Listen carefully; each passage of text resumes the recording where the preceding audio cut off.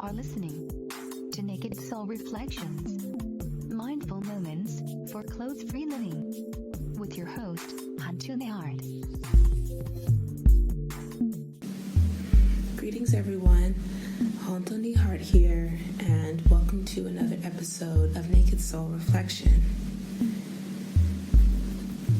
Today I had an interesting experience where, after hanging out with one of my friends, as she was leaving, I saw this couple walk up to the building, and one of the folks in the couple was like, I just observed like something about them and was very judgmental in my thoughts. I was like, oh wow, I can't even believe that they're doing that. And was fairly condescending. Like, just, I didn't say anything to them, but still in my thoughts, this sort of like, I can't believe that this person is acting like that.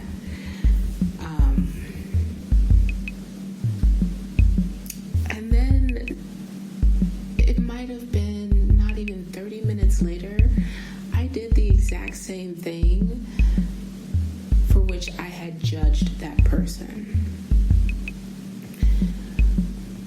And it got me thinking. I didn't quite realize it until a few hours later, but it got me thinking about how sometimes we can imagine ourselves to be separate from others. And a number of yoga texts speak to this false idea that we can have of being separate and from others, that we're not part of a greater whole. And it's also something that I've noticed a bit in the naturist, nudist, clothes-free community, where sometimes we adopt the language of distance and otherness, where we talk about folks who don't choose to engage as textiles, as prudes, as we might call them insane, we might call them all sorts of things, kind of creating this separation of them versus us. And at the same time, we'll have this idea that being clothes-free is supposed to make everyone equal, or that we realize that we have more in common than we do different. And what I'd like to invite is an opportunity to tap into that a little bit more, actually, to tap into this idea that we have more in common than difference. And I want to offer it even in the context of clothes-free life, because if anything, for me, engaging in clothes-free living has brought up a lot of big questions that have asked me to be honest with myself on a number of issues, things that I haven't even talked about yet with anyone, just have been sitting with in my own private time. But if anything, that radical honesty and seeing who I truly am underneath all of the layers has shown me a broader aspect of who I am. In many ways, the good, confetti, happy, joyful things, as well as the dark sides. And it showed me how similar actually I am to others, even if they're not engaged in clothes-free living or naturism. It's shown me how inside, when I go beyond the layer of skin, I recognize same behavior patterns, thought patterns, behaviors towards others, addictions, compulsions.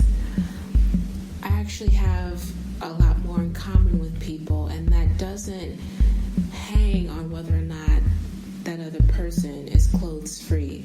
The fact that I have engaged in this deep excavation, this deep inquiry, and have invited naked honesty inquiry with myself has reconnected me with the greater world, with the people around me. And I have more of those moments now.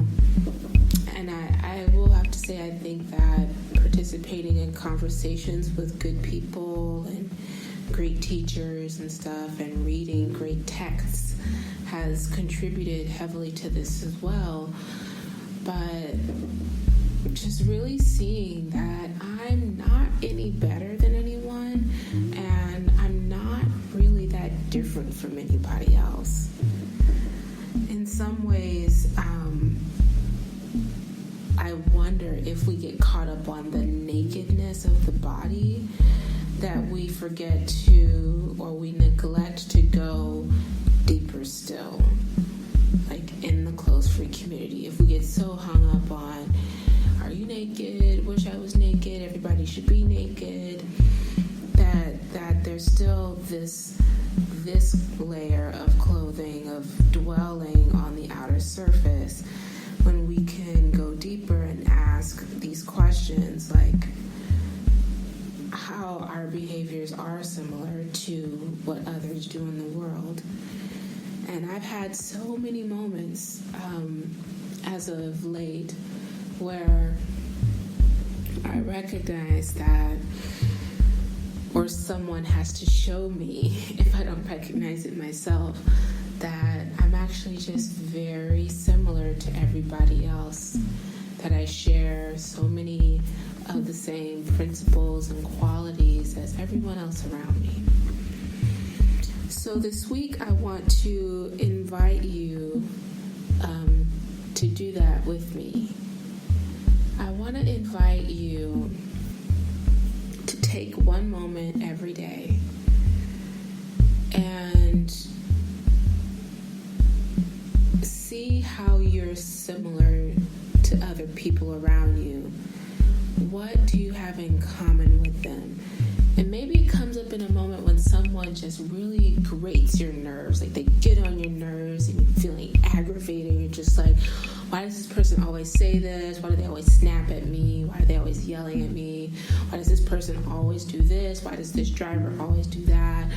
You know, it could be anything, any context, anyone. Why does my boss always blah, blah, blah? And you might think, oh, you know, this person, with their, you know, their problem is this, and they think they're all that. Recruit that opportunity to see what you have in common with them. If there's something that they're doing that really grates your nerves, is there a place in your life where you do that as well? Or if you find yourself speaking ill of somebody and being like, oh, I can't believe they just did that. That is so sad. Well, do you do something similar in your life? Or maybe it's the exact same thing. As my mom shared with me, she was like, you know, it's probably not even that you're doing something similar. It's probably that you're actually doing the exact same thing. When she shared that with me, I was like, oh, yeah. So, and that definitely came alive today when it was the exact same thing that I condemned and judged that person for. I was literally doing it 30 minutes later. So observe your life every day this week and see, what do you have in common with people? And don't make it about the nakedness. Don't make it about, oh, I only have something in common with people who are naturists, who are nudists, who engage in clothes-free living. Don't take that route. Actually take the route of recruiting recruit your practice of being clothes-free as a naked honesty with yourself, and use that to see how you are part of this world and what you have in common with all the people in your life, all the people around you. It can be a powerful and humbling, as it was for me, experience to be reconnected with our humanity and how we share that humanity with others, and that we have to reckon with that humanity, and it has to get checked. So, and step into that place with love. Don't beat yourself up. Don't beat somebody else up about it. Step into it with love and kindness. Sometimes we can get into this space of, well, I'm just speaking the truth, or I'm just saying what it is. Doesn't matter if you're not saying it in love. Doesn't matter if you're not doing it in love. If you're not doing it in love, it's just straight up violence, and you shouldn't be doing it. So when you step into this space, and it's really important to do this when you're engaging in this level of inquiry and naked honesty with yourself and with others, you have to really intend to do that with love. Because if you approach yourself in violence and you act violently in your thoughts or your behaviors against yourself, you will also do that in the world. So observe it with kindness. See if you can do that in a space of love. You might laugh about it, as I did a little while after I realized. I was like, oh my word, I just did the exact same thing. Like, I had to post about it, and then once I did, I was like, that's just funny how that happens. So keep it light, keep it in love, and be with that this week. I wish you all a wonderful, peaceful, and loving week. I'm always with you. Namaste.